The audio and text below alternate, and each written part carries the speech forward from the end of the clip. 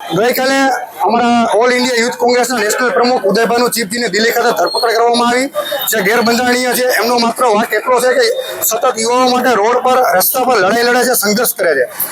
AI સમિટમાં જે youth કોંગ્રેસના કાર્યકરો દ્વારા વિરોધ પ્રદર્શન કરવામાં આવ્યું, તો આ લોકશાહી દેશમાં તમામનો અધિકાર છે, વિરોધ કરવો બંધારણીય અધિકાર છે. તો આજે ભાજપ સરકાર એ પર છીનવવા જઈ રહી છે. તો હું વિરોધની વાત કરું તો 2010માં જ્યારે દિલ્હીમાં કોમનવેલ્થ યોજાતું ત્યારે પણ આ જ ભાજપ સરકારે અત્યારના માનનીય મંત્રી નીતિન ગડકરીજીના નેતૃત્વમાં વિરોધ પ્રદર્શન કર્યું હતું.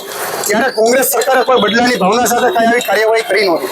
તો અમારી અત્યારે મુખ્ય માંગણી એ જ છે કે તાત્કાલિક અમારા રાષ્ટ્રીય પ્રમુખને મુક્ત કરવામાં આવે, અને જો વહેલી તકે મુક્ત કરવામાં નહીં આવે તો આગામી દિવસોમાં સમગ્ર ગુજરાતમાં યુથ કોંગ્રેસ દ્વારા જલદ અને ઉગ્ર કાર્યક્રમો કરવામાં આવશે. આજે અમારા રાજકોટમાં પણ એ જ માંગણી છે સરકારશ્રી સમક્ષ કે ભાઈ ઉદયભાનુ ચીફજીને જો જેલમાં નાખતા હોય તો અમે પણ રાજકોટના યુવાનો તૈયાર છીએ જેલમાં જવા માટે.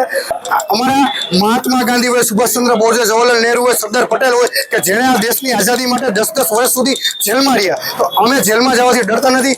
અમારી પર તમે કેસ કરો, અમે પણ જેલમાં જવા તૈયાર છીએ અમારા પ્રમુખની સાથે.